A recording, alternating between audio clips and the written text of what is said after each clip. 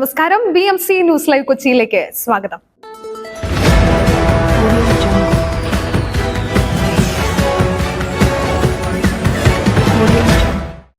ഈ വാർത്തകൾ നിങ്ങൾക്കായി അവതരിപ്പിക്കുന്നത് Leotech solar solutions, Trivandrum, Ernakulam, Thrissur, Kannur, Chennai and Coimbatore. Powered by Hi Life Thottakkattukara, Josh Mall Mookkannoor, cleanser, BMC film production and Nazareth villas.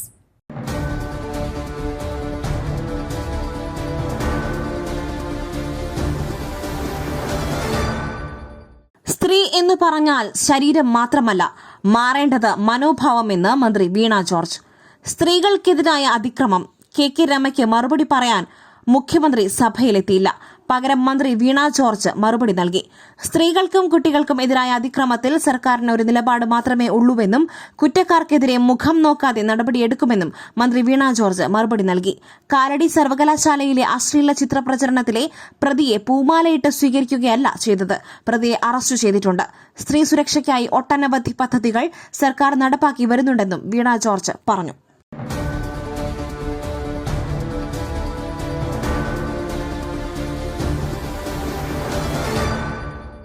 ഇന്ദിരാഗാന്ധിക്ക് ശേഷം ആദ്യം 41 വർഷത്തെ ഇടവേളയ്ക്ക് ശേഷം ഈ യൂറോപ്യൻ രാജ്യത്ത് കാലുകുത്തി മോദി.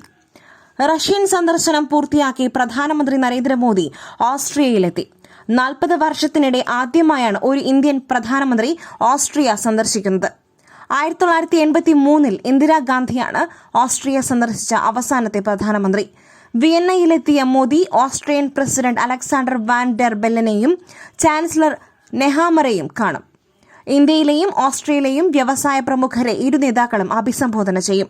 ഇരു രാജ്യങ്ങളും തങ്ങളുടെ ബന്ധം കൂടുതൽ ആഴത്തിലാക്കുന്നതിനും വിവിധ ഭൌമരാഷ്ട്രീയ വെല്ലുവിളികൾ നേരിടുന്നതിന് സഹകരണം തേടും. വിയന്നയിലെ ഇന്ത്യൻ കമ്മ്യൂണിറ്റി അംഗങ്ങളുമായും മോദി സംവദിക്കും.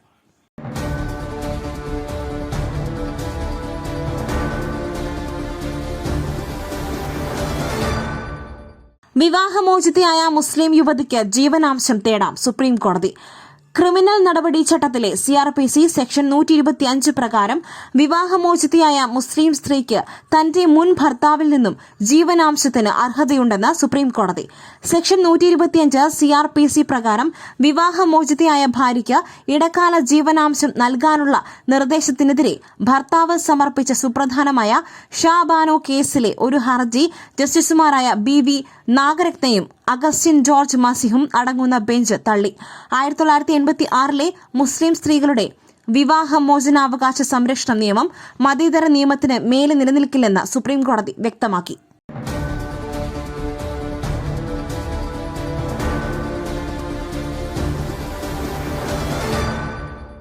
ജാമ്യം അനുവദിച്ചാൽ സമൂഹത്തിന് തെറ്റായ സന്ദേശം നൽകും. കൊച്ചി അവയവക്കടത്ത് പ്രതിയുടെ ജാമ്യാപേക്ഷ തള്ളി. കൊച്ചിയിലെ രാജ്യാന്തര അവയവക്കടത്ത് കേസിൽ പ്രതി സജിത് ശ്യാമിന്റെ ജാമ്യാപേക്ഷ ഹൈക്കോടതി തള്ളി. പ്രതിയെ ജാമ്യത്തിൽ വിട്ടാൽ സമൂഹത്തിന് തെറ്റായ സന്ദേശം നൽകുമെന്നും പ്രതിക്കെതിരെ നിലനിൽക്കുന്നത് ഗുരുതരമായ ആരോപണമെന്നും കോടതി പറഞ്ഞു. അവയവക്കടത്തിന് പിന്നിൽ വലിയ റാക്കറ്റുണ്ടെന്ന് പോലീസ് കോടതിയെ അറിയിച്ചു.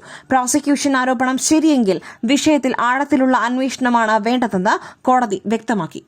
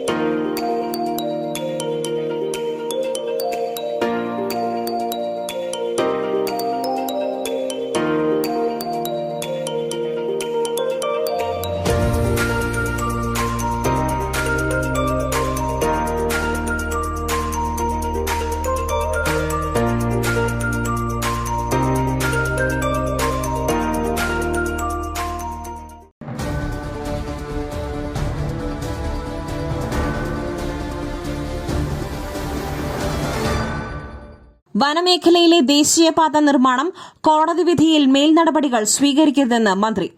നേര്യമംഗലം വനമേഖലയിലെ ദേശീയപാത നിർമ്മാണവുമായി ബന്ധപ്പെട്ട് വന്നിട്ടുള്ള കോടതി വിധിയിൽ തന്നോട് ആലോചിക്കാതെ യാതൊരുവിധ മേൽനടപടികളും സ്വീകരിക്കരുതെന്ന് വനം വകുപ്പ് മന്ത്രി എ.കെ. ശശീന്ദ്രൻ ഉന്നത വനം വകുപ്പ് ഉദ്യോഗസ്ഥന്മാർക്ക് നിർദ്ദേശം കൊടുത്തതായി അറിയിച്ചുവെന്ന് ഹൈറേഞ്ച് നാഷണൽ ഹൈവേ ജനകീയ സമിതി ചെയർമാൻ PM ബേബി പറഞ്ഞു. ഹൈറേഞ്ച് ഹൈവേ സംരക്ഷണ സമിതിയുടെ പ്രതിനിധികൾ തിരുവനന്തപുരത്ത് മുഖ്യമന്ത്രി അടക്കമുള്ളവരെ കണ്ട് വിഷയത്തിലുള്ള ആശങ്ക അറിയിച്ചിരുന്നു. ഈ സാഹചര്യത്തിലാണ് വനംവകുപ്പ് മന്ത്രിയുടെ ഭാഗത്തുനിന്നും ഇത്തരമൊരു അറിയിപ്പ് ലഭിച്ചതെന്നും PM ബേബി വ്യക്തമാക്കി.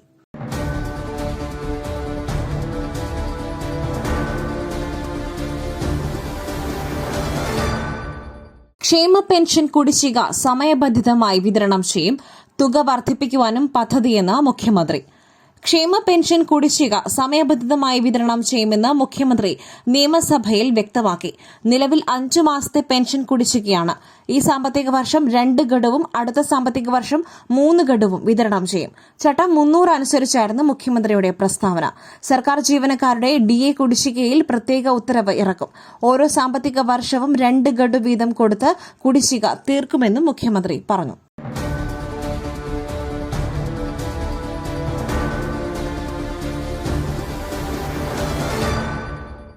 ദേശീയ ജനസംഖ്യാ നിയന്ത്രണ നയം വേണമെന്ന ആവശ്യവുമായി RSS.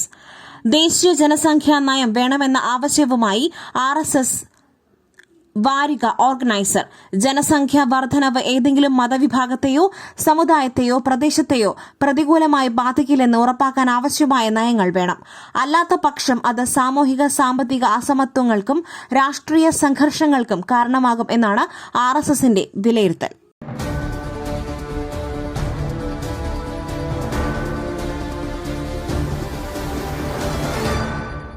സംസ്ഥാനത്ത് പ്രതിദിന പനിബാധിതരുടെ എണ്ണം 13,000-ന് മുകളിൽ. സംസ്ഥാനത്ത് പകർച്ചവ്യാധി വ്യാപനം രൂക്ഷം. പ്രതിദിന പനിബാധിതരുടെ എണ്ണം 13,000-ന് മുകളിൽ. കളമശ്ശേരിയിൽ ഡെങ്കിപ്പനി വ്യാപനം. നെയ്യാറ്റിൻകരയിൽ കോളറ സ്ഥിരീകരിച്ച പുനരധിവാസ കേന്ദ്രത്തിൽ നിന്നുള്ള കൂടുതൽ സാമ്പിളുകളുടെ ഫലം കാത്ത് ആരോഗ്യവകുപ്പ്. കോളറ സ്ഥിരീകരിച്ച സാഹചര്യത്തിൽ സംസ്ഥാനത്തുടനീളം പ്രതിരോധ പ്രവർത്തനങ്ങൾ ഊർജിതമാക്കി ആരോഗ്യവകുപ്പ്. സംസ്ഥാനത്ത് ഇന്നലെ മാത്രം സ്ഥിരീകരിച്ചത് 4 പനിമരണങ്ങൾ.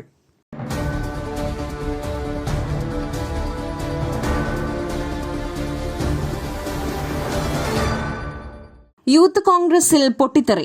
ഷാഫി പറമ്പലിനൊപ്പം ഉണ്ടായിരുന്ന പാലക്കാട് മണ്ഡലം പ്രസിഡന്റ് രാജിവെച്ചു. പാലക്കാട് യൂത്ത് കോൺഗ്രസിൽ പൊട്ടിത്തെറി. യൂത്ത് കോൺഗ്രസ് പാലക്കാട് നിയോജക മണ്ഡലം പ്രസിഡന്റ് രാജിവെച്ചു. ഷാഫി പറമ്പലിനൊപ്പം ഉണ്ടായിരുന്ന PS ബിബിനാണ് രാജിവെച്ചത്. ഗ്രൂപ്പ് പോരിനെ തുടർന്നാണ് രാജി കാരണം PS ബിബിൻ തന്നെ ഫേസ്ബുക്കിലും കുറിച്ചു.